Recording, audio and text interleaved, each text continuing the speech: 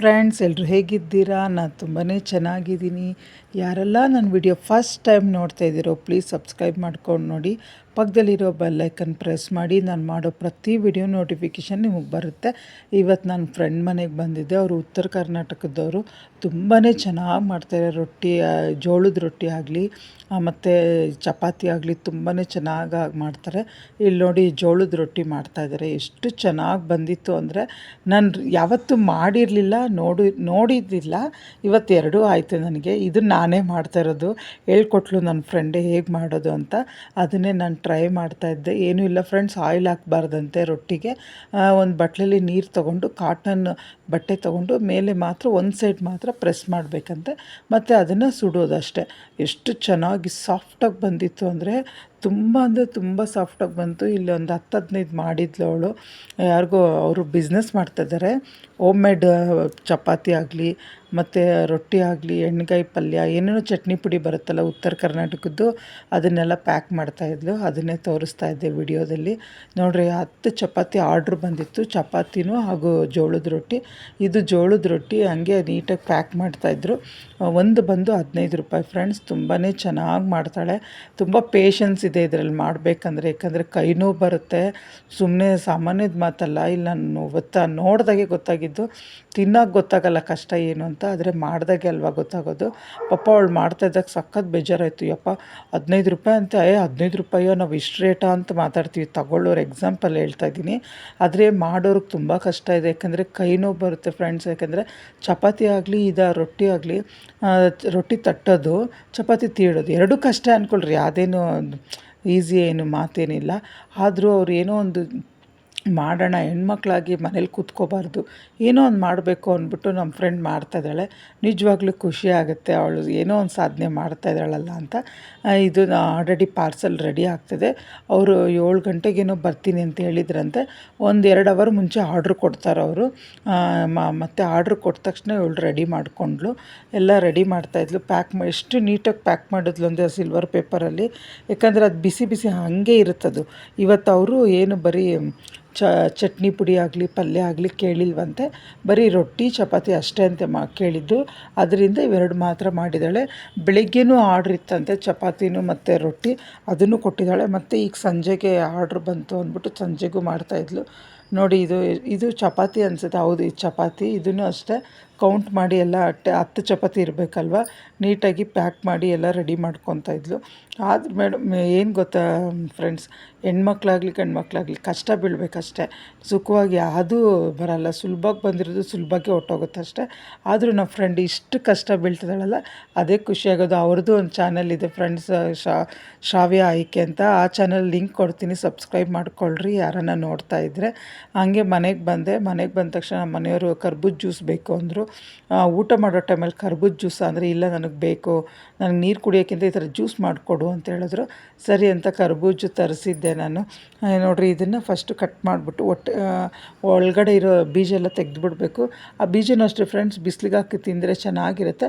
ಇದು ತುಂಬ ಎಳೆದಿತ್ತು, ಅದು ಹಾಕಿದ್ರೂ ವೇಸ್ಟ್, ಅದು ಯೂಸ್ ಇಲ್ಲ. ಮತ್ತು ಇದನ್ನು ನೋಡಿ, ಇದನ್ನೆಲ್ಲ ನೀಟಾಗಿ ಸ್ಪೂನೆಲ್ಲ, ಇದು ಹಣ್ಣು ಆಗಿರಲಿಲ್ಲ ಅಥವಾ ಕಾಯು ಆಗಿರಲಿಲ್ಲ, ಮೀಡಿಯಮ್ ಆಗಿತ್ತು. ಸರಿ ಬಿಡು, ಇನ್ನೇನು ಮಾಡೋದು ಅಂತ ಹಂಗೆ ಸ್ಪೂನಲ್ಲಿ ತೆಗಿತಾ ಇದ್ದೆ. ಸ್ವಲ್ಪ ಗಟ್ಟಿ ಇತ್ತಷ್ಟೇ. ಇದಕ್ಕೆ ನಮಗೆ ಕೆಲವರು ಬೆಲ್ಲ ಹಾಕ್ತಾರೆ ಫ್ರೆಂಡ್ಸ್. ನನಗಿಲ್ಲಿ ಬೆಲ್ಲ ಹಾಕೋ ಪೇಷನ್ಸ್ ಇರಲಿಲ್ಲ. ಯಾಕಂದರೆ ಫ್ರಿಜ್ಜಲ್ಲಿ ಇಕ್ಕಿದ್ದೆ ಬೆಲ್ಲನ. ಅದನ್ನು ತೆಗೆದು ಅದು ಬೇಗ ತಣ್ಣಗಾಗಲ್ಲ, ಅದು ಕುಟ್ಟು ಮಾಡೋಷ್ಟಕ್ಕೆ ಲೇಟ್ ಆಗುತ್ತೆ, ನಮ್ಮ ಮನೆಯವ್ರು ಬಂದುಬಿಡ್ತಾರೆ ಅಂತ ಶುಗರೇ ಹಾಕಿದೆ. ಇದು ಆಲ್ರೆಡಿ ಸ್ವೀಟ್ ಇತ್ತು. ಕರ್ಬೂಜು ತುಂಬ ತಂಪಲ್ವಾ, ಸ್ವೀಟ್ ಇತ್ತು. ನಾನು ಇನ್ನೊಂದು ಚೂರು ಅಷ್ಟೇ ಶುಗರ್ ಹಾಕಿದ್ದು, ಜಾಸ್ತಿ ಏನು ಹಾಕಿರಲಿಲ್ಲ. ಎಷ್ಟು ಚೆನ್ನಾಗಿತ್ತು ಗೊತ್ತಾ ಫ್ರೆಂಡ್ಸ್, ತುಂಬ ಅಂದರೆ ಇಷ್ಟ ಆಯಿತು. ಇದು ಕುಡಿದ್ರೆ ಇನ್ನು ಊಟ ಯಾರೂ ತಿಂದಿಲ್ಲ. ನನಗೆ ಬೇಡ ಅಂತ ಎಲ್ಲರೂ ಒಂದೊಂದು ಗ್ಲಾಸ್ ಕುಡಿದ್ರು, ದೊಡ್ಡ ಗ್ಲಾಸಲ್ಲಿ. ಐಸ್ ಕ್ಯೂಬ್ ಇದ್ರೂ ಬೇಕಾದರೆ ಐಸ್ ಕ್ಯೂಬ್ ಹಾಕ್ಕೋಬೋದು. ನಾನು ಇಲ್ಲಿ ಕೋಲ್ಡ್ ಆಗುತ್ತೆ, ಯಾಕೆ ಮಲಗೋ ಟೈಮಲ್ಲಿ ಅಂದ್ಬಿಟ್ಟು ಬೇಡ ಅಂತ ಬರೀ ಏಲಕ್ಕಿ ಹಾಕ್ಕೊತಾರೆ ಕೆಲವರು. ಅಲ್ಲಿ ಕರ್ಬೂಜು ಹಾಗೂ ಶುಗರ್ ಇವೆರಡೇ ಹಾಕಿದ್ದೀನಿ. ಎಷ್ಟು ಚೆನ್ನಾಗಿತ್ತು ಗೊತ್ತಾ ಫ್ರೆಂಡ್ಸ್, ಕುಡಿತಾ ಇದ್ದರೆ. ಅದು ಮಧ್ಯಾಹ್ನದ ಕುಡಿಬೇಕು, ತುಂಬ ಚೆನ್ನಾಗಿರುತ್ತೆ. ರಾತ್ರಿ ಹೊತ್ತು ಯಾಕೆ ಕುಡಿಬೇಕಂದ್ರೆ ತಂಪಾಗಿ ನಿದ್ದೆ ಬರುತ್ತೆ. ಚೆನ್ನಾಗಿ ನಿದ್ದೆ ಬರುತ್ತೆ. ಹಂಗೆ ಜ್ಯೂಸ್ ಮಾಡಿಬಿಟ್ಟು ಆ ಕರ್ಬೂಜದ ಒಟ್ಟಿತ್ತಲ್ವ ಅದರಲ್ಲೇ ಜ್ಯೂಸ್ ಹಾಕಿ ಕೊಡೋಣ, ಡಿಫ್ರೆಂಟಾಗಿರುತ್ತೆ ಅಂದ್ಬಿಟ್ಟು ನೋಡಿರಿ ಅದಕ್ಕೆ ಸುರಿತಾ ಇದ್ದೆ. ನನಗಂತೂ ಇಷ್ಟ ಆಯಿತು, ನಿಮಗೂ ಇಷ್ಟ ಆಯಿತು ಅಂತ ಅನಿಸುತ್ತೆ. ಈ ವಿಡಿಯೋ ಇಷ್ಟ ಆದರೆ ಗೊತ್ತಲ್ಲ ಫ್ರೆಂಡ್ಸ್, ಸಬ್ಸ್ಕ್ರೈಬ್ ಮಾಡಿಕೊಡಿ, ಪಕ್ಕದಲ್ಲಿರೋ ಬೆಲ್ ಐಕನ್ ಪ್ರೆಸ್ ಮಾಡಿ. ನಾನು ಮಾಡೋ ಪ್ರತಿ ವಿಡಿಯೋರು ನಿಮಗೆ ನೋಟಿಫಿಕೇಷನ್ ಬರುತ್ತೆ. ಕುಡಿಯೋಕ್ಕೆ ತುಂಬ ತಂಪಾಗಿರೋ ಕೋಲ್ಡ್ ಜ್ಯೂಸ್ ರೆಡಿ. ನಿಮಗಿಷ್ಟ ಆದರೆ ಲೈಕ್ ಮಾಡಿ, ಶೇರ್ ಮಾಡಿ, ಕಮೆಂಟ್ ಮಾಡಿ. ಮತ್ತು ಅದೇ ಟೈಮಲ್ಲಿ ನಮ್ಮ ದೊಡ್ಡ ಮಗ ಬಂದು ಚಿಪ್ಸ್ ಮಾಡಿಕೊಡು ಅಂದ, ಆಲೂಗಡ್ಡೆ ಚಿಪ್ಸು, ಅದನ್ನೂ ರೆಡಿ ಮಾಡಿದೆ. ನೋಡಿ ಫ್ರೆಂಡ್ಸ್, ಅಡುಗೆ ಮನೆಯಿಂದ ಬರೋಕ್ಕೆ ನನಗೆ ಕೊಡೋದೇ ಇಲ್ಲ ನಮ್ಮ ಮನೆಯಲ್ಲಿ. ಒಂದು ಅಡುಗೆ ಆಯ್ತಪ್ಪ, ಮುಗೀತು, ಫ್ರೀ ಆಗ್ತೀನಿ ಅಂದ್ಕೊತೀನಿ. ಮತ್ತು ನನಗೆ ಕರ್ಬೂಜ ಜ್ಯೂಸ್ ಹೇಳಿದ್ರು ನಮ್ಮ ಮನೆಯವ್ರು ಬಂದು. ನನ್ನ ದೊಡ್ಡ ಮಗ ನನಗಿಲ್ಲ, ನನಗೆ ಊಟದ ಜೊತೆ ಇನ್ನೇನೋ ಸೈಡ್ ಮಾಡಿಕೊಡು ಅಂದ. ಅವ್ನಿಗೆ ಆಲೂಗಡ್ಡೆ ಚಿಪ್ಸ್. ಇದೇನೂ ಇಲ್ಲ ಫ್ರೆಂಡ್ಸ್, ತುಂಬ ಸಿಂಪಲ್ಲು. ಒಂದು 5 ಆಲೂಗಡ್ಡೆ ತೊಗೊಂಡೆ, ಸಿಪ್ಪೆಲ್ಲ ತೆಗೆದು ಒಂದು ನೀರಿಗೆ ಹಾಕ್ಕೊಂಡಿದ್ದೆ. ಆ ನೀರಿಗೆ ಹಾಕಿರೋ ಆಲೂಗಡ್ಡೆ ಎಲ್ಲ ತೆಗೆದು ಒಂದು ಕಾಟನ್ ಬಟ್ಟೆ ಮೇಲೆ ಹಾಕ್ಬಿಟ್ಟು ಸ್ವಲ್ಪ ನೀರಿನ ಅಂಶ ಎಲ್ಲ ಹೋಗೋವರೆಗೂ ಗಾಳಿಗೆ ಬಿಟ್ಟೆ ಫ್ಯಾನ್ ಕೆಳಗಡೆ. ಅದಾದಮೇಲೆ ಎಣ್ಣೆಗೆ ಹಾಕಿದೆ. ಒದ್ದೆ ಇದ್ದಾಗ ಹಾಕಿದ್ರೆ, ನೀರಿದ್ದಾಗ ಹಾಕಿದ್ರೆ ಎಣ್ಣೆ ಸಿಡಿಯುತ್ತೆ. ಅದರಿಂದ ಎಲ್ಲ ನೀರೆಲ್ಲ ಇಮ್ರೋದ್ಮೇಲೆ ಹಾಕಿದ್ರೆ ನೋಡಿ ಈ ಹದ ಬರುತ್ತೆ. ಸೇಮ್ ಇವತ್ತು ತುಂಬ ಇಷ್ಟ ಆಯಿತು ಫ್ರೆಂಡ್ಸ್. ನಾನು ಕಮ್ಮಿ ಕ್ವಾಂಟಿಟಿಯಲ್ಲಿ ಮಾಡಿದ್ದೆ, ಅದೇನೋ ಕಮ್ಮಿ ಕ್ವಾಂಟಿಟಿಯಲ್ಲಿ ಮಾಡಿದ್ದಕ್ಕೇನೋ ಟೇಸ್ಟ್ ತುಂಬ ಚೆನ್ನಾಗಿತ್ತು. ಸೇಮ್ ಅಂಗಡಿಯಲ್ಲಿ ಚಿಪ್ಸ್ ಅಂಗಡಿಯಲ್ಲಿ ತರ್ತೀವಲ್ಲ ಹೊರಗಡೆಯಿಂದ, ಡಿಟ್ಟು ಹಂಗೆ ಇತ್ತು. ನನಗೆ ತುಂಬ ಇಷ್ಟ ಆಯಿತು. ನಂಗೆ ಈ ಚಿಪ್ಸ್ ಒಂದು ಸತಿ ಟ್ರೈ ಮಾಡಿದ್ದೀನಿ. ಬನಾನಾ ಚಿಪ್ಸ್ ಬರುತ್ತೆ ಗೊತ್ತಾ ಫ್ರೆಂಡ್ಸ್, ಈ ಕೇರಳ ಸೈಡೆಲ್ಲ ಸಿಗುತ್ತಲ್ಲ, ನಂಗೆ ಅದಿಷ್ಟ. ಅದು ಇವತ್ತರೆಗೂ ಮಾಡೋಕ್ಕೆ ಆಗ್ತಾಯಿಲ್ಲ ಫ್ರೆಂಡ್ಸ್. ಆದರೆ ನಾನು ನಾಳೆ ಟ್ರೈ ಮಾಡ್ತೀನಿ, ಅದನ್ನು ವಿಡಿಯೋ ಅಪ್ಲೋಡ್ ಮಾಡ್ತೀನಿ.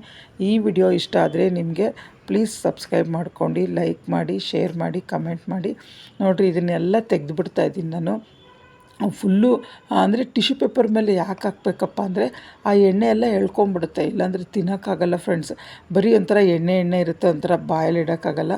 ಮಕ್ಳಿಗೂ ಕೊಡಬಾರ್ದಲ್ವ, ಅಷ್ಟೊಂದು ಆಯಿಲ್ ಕೊಟ್ಟರೆ ತುಂಬ ಇದಾಗುತ್ತೆ. ಮನೇಲಿ ಮಾಡೋದಲ್ವ, ಮನೇಲಿ ಎಷ್ಟೊತ್ತಾದರೂ ನಾವು ಮನೇಲಿ ಮಾಡ್ಕೊಂಡು ತಿಂದರೆ ಫ್ರೆಶ್ ಆಗಿರುತ್ತೆ, ಚೆನ್ನಾಗಿರುತ್ತೆ ಅಲ್ವಾ.